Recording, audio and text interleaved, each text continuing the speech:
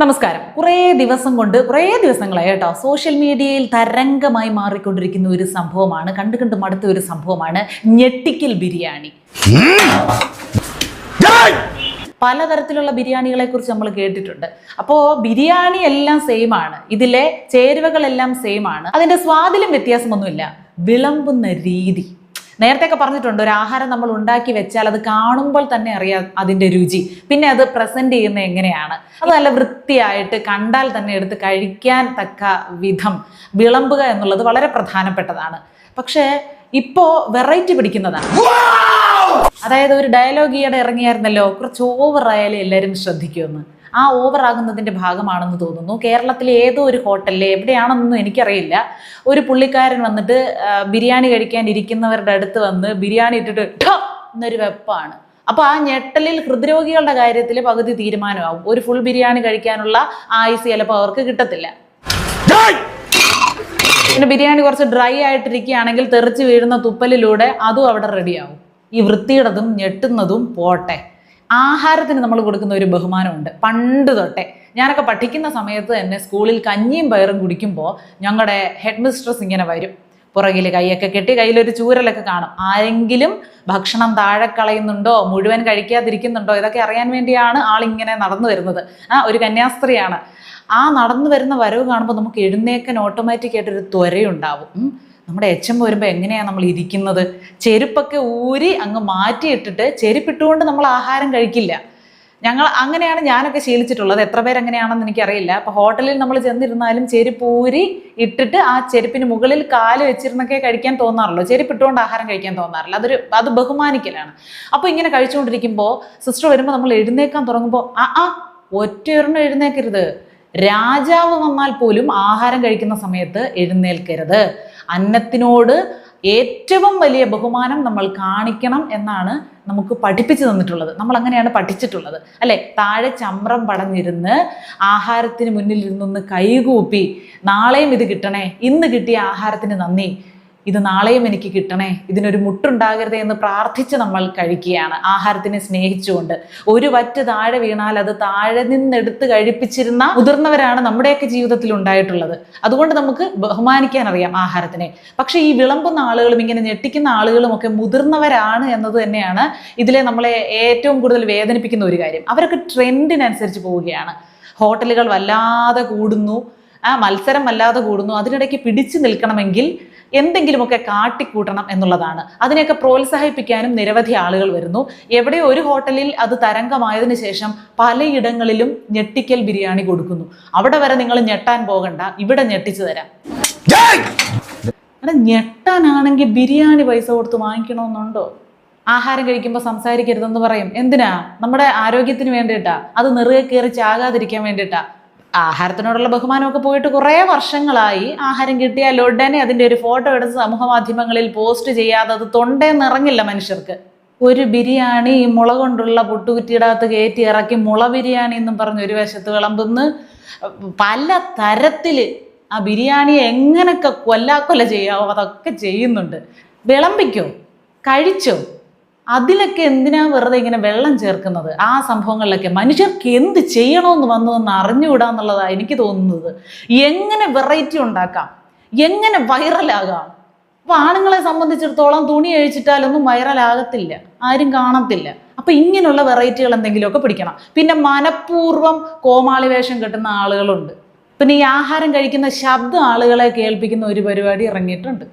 നല്ല പവർ കൂടിയ മൈക്കൊക്കെ അകത്ത് വെച്ചിട്ട് വാരിയെടുത്ത് ഒരു കയ്യിൽ കൊള്ളുന്ന അത്രയും ഒന്നിച്ച് വായിലോട്ട് തിരികിയിട്ട് ഞം ഞം ഞം ഞം ഞം എന്നുള്ള ആ ഒരു ശബ്ദം കേൾപ്പിക്കുക. അത് കേൾക്കുമ്പോൾ അത് കാണുന്നവർക്ക് എന്തോ ആഹാരം കഴിക്കാനുള്ള ഒരു ത്വര ഉണ്ടാകുമെന്നൊക്കെയാണ് പറയുന്നത്. അങ്ങനെ വിചാരിച്ച് വിശപ്പ് കുറഞ്ഞ ഒരു ദിവസം അത് കണ്ടിട്ട് അടുത്ത ദിവസം കൂടെ ആഹാരം കഴിക്കാനുള്ള എൻ്റെ ത്വര പോയി കിട്ടി. നമ്മൾ ഇന്ത്യക്കാരെ സംബന്ധിച്ചിടത്തോളം നമ്മൾ കൈ ഉപയോഗിച്ച് ആഹാരം കഴിക്കുന്നവരാ. പുറത്തുള്ള ആളുകൾക്ക് അത് കാണുമ്പോൾ ഒരു ബുദ്ധിമുട്ട് പോലും തോന്നാറുണ്ട്. നമ്മൾ സദ്യയൊക്കെ കഴിക്കുന്നത് വാരി ഉരുട്ടി വിഴുങ്ങി കൈയും വിരലുകളും എല്ലാം നക്കി തുടച്ച് ആ ഒരു രീതിയിൽ കഴിച്ചിട്ട് എഴുന്നേറ്റ് പോകുന്നവരാ. അത് പിന്നെ സ്വന്തം വിരലുകൾ, സ്വന്തം കൈ, സ്വന്തം വായ, സ്വന്തം സംതൃപ്തി എന്നെങ്കിലും പറയാം. കണ്ടവൻ്റെ അടുത്ത് വന്ന് നിന്ന് അവൻ്റെ തുപ്പൽ വീഴ്ത്തുന്നതിന് പൈസയും കൊടുത്ത് ഏത് ജില്ലയിലാണ് അത് കിട്ടുന്നതെന്ന് തിരക്കി പിടിച്ച് പോകുന്നവരൊക്കെ എന്ത് പറയാനാണ്. കാരണം ഇപ്പൊ ബിരിയാണി എന്ന് പറഞ്ഞ ഒരു നോർമൽ ഫുഡായി മാറി. പണ്ടൊക്കെ കൈ കാശുള്ളവനോ അല്ലെങ്കിൽ വിശേഷ ദിവസങ്ങളിൽ മാത്രം വല്ലപ്പോഴും കിട്ടുന്ന ഒരു ആഹാരമായിരുന്നു ബിരിയാണി എങ്കിൽ ഇപ്പൊ ആഗ്രഹിക്കുന്ന സമയത്ത് എല്ലായിടത്തും മുക്കിന് എല്ലാ കടകളിലും കിട്ടും. അത്രത്തോളം പൈസയ്ക്ക് മനുഷ്യർക്ക് ക്ഷാമമില്ല. അതുകൊണ്ട് അതിനൊരു പ്രത്യേകത ഇല്ലാതായതുകൊണ്ട് എങ്ങനെ അതിനെ പ്രത്യേകത ഉള്ളതാക്കാം എന്നതിന്റെ ഗവേഷണ ഫലമായിട്ടായിരിക്കണം ഈ ഞെട്ടിക്കൽ സംഭവം ഉണ്ടാക്കിയത്. എനിക്കത് കണ്ടിട്ട് വല്ലാത്ത ദേഷ്യവും ഒരുമാതിരി നമുക്ക് ചൊറിഞ്ഞു കയറി വരിക എന്ന് പറയല്ലേ, ആ ഒരു ഫീൽ. ചിലർക്ക് ഞെട്ടലൊന്നും ഉണ്ടാകത്തില്ല, എന്നാലും വീഡിയോ എടുക്കുന്നതിൻ്റെ ഭാഗമായിട്ട് അയ്യോ കൊള്ളായിരുന്നു, ഭയങ്കര വെറൈറ്റി ആയിപ്പോയി, ബിരിയാണി കൊണ്ടുവന്ന് വെച്ചിട്ട് ഞെട്ടിക്കുന്നു എന്തോന്നു. പിന്നെന്തോ ഒരു വെറൈറ്റി ഉണ്ടായിരുന്നു, 600 രൂപയാണ് ബില്ലാകുന്നതെങ്കിൽ 6000 6 ലക്ഷം ഒക്കെ ഇട്ട് വെക്കുക, എങ്ങനെങ്കിലും ഒരു വെറൈറ്റി പിടിക്കുന്നതാണ്. അപ്പോൾ ഈ ആഹാരം കൊടുക്കുന്നിടത്തും ആഹാരം കഴിക്കുന്നിടത്തും ഒക്കെ ഇങ്ങനെ വെറൈറ്റികൾ പിടിച്ച് മനുഷ്യനെ വെറുപ്പിക്കേണ്ട ആവശ്യമില്ല എന്നുള്ളത് എൻ്റെ ഒരു അഭിപ്രായം. കഴിഞ്ഞ ദിവസം ഈ പാട്ട് പാടുന്നവരെ കുറിച്ച് പറഞ്ഞല്ലോ, അപ്പോൾ ചിലർ പറഞ്ഞ് ജീവിതമാർഗ്ഗമല്ലേ ശീതള, ജീവിച്ച് പോട്ടെ, എല്ലാവരും വ്യൂസിന് വേണ്ടിയല്ലേ. പക്ഷേ എനിക്ക് ഈ ലോക കാര്യങ്ങളൊന്നും സംസാരിക്കുന്നതിനോ അതിലൊന്നും വലിയ താല്പര്യമില്ല. എൻ്റെ നാട്ടിൽ ഞാൻ കണ്ടുകൊണ്ടിരിക്കുന്ന കാര്യങ്ങൾ, എൻ്റെ നാട്ടിലെ സംസ്കാരവുമായി ബന്ധപ്പെട്ട കാര്യങ്ങൾ, എൻ്റെ കൃത്യമായ ബോധ്യത്തിലുള്ള കാര്യങ്ങളെ പറ്റിയുള്ള എൻ്റെ അഭിപ്രായം പറയുന്നതാണ് എനിക്കിഷ്ടം.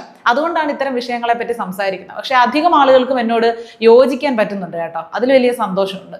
ഈ ഞെട്ടിക്കൽ ബിരിയാണിയെ സംബന്ധിച്ച് ഒരുപാട് റീൽസ് വരുന്നുണ്ട് കേട്ടോ, അതിനെ വിമർശിച്ചുകൊണ്ട് നല്ല ഹാസ്യത്തിലൊക്കെ ചാലിച്ചുകൊണ്ട് പലതരം വീഡിയോകൾ ഇറങ്ങുന്നുണ്ട്, അതിലും സന്തോഷം. കഴിഞ്ഞ ദിവസം ഒരു വീഡിയോയിൽ കണ്ടതാണ്, ഇങ്ങനെ ആശുപത്രിയുടെ അടുത്തുള്ള ഒരു ഹോട്ടലിൽ കയറുകയാണ് പ്രായമുള്ള ഒരു മനുഷ്യൻ, മകനുമായിട്ട് ചെന്ന് കയറി.